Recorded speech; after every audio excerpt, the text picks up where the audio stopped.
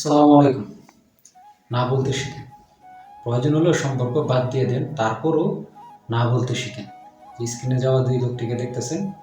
এই লোকটি একটি দোকান দিয়ে নতুন ব্যবসা শুরু করছিল এবং তার সমস্ত পরিচিত জন, বন্ধু, প্রতিবেশী এবং পরিবার সেখানে কেনাকাটা করতো এবং মাঝে মধ্যে বাকিও চাইত। কয়েক বছর পরে ওইসব বাকি মিলে বড় আকার ধারণ করে। কখনো কখনো আমরা হ্যাঁ বলি যখন আমাদের না বলা উচিত ছিল। আপনি হ্যাঁ বলবেন, ভাবছেন আপনি মানুষকে সাহায্য করছেন, কিন্তু আসলে আপনি হেরে যাচ্ছেন এবং আপনার কঠোর পরিশ্রম এবং ত্যাগ স্বীকার করছেন।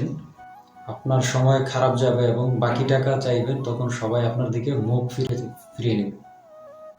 সবসময় হ্যাঁ বলবেন না। আপনার ব্যবসা বিনিয়োগ করুন এবং সঞ্চয় করুন, স্মার্ট হন, সব কিছু হারিয়ে যেতে দেবেন না। এটি একটি উদাহরণের মধ্যে আরও অনেক কিছু লুকিয়ে আছে। করে বন্ধু হোক, আত্মীয় হোক, পাড়া প্রতিবেশী হোক, যে কেউ হোক না, না বলতে শিখুন। কেননা শূন্য হওয়ার আগে পর্যন্ত কেউ আপনাকে ছাড়বে না যদি না বলতে না শিখেন। ধন্যবাদ। আসসালামু আলাইকুম।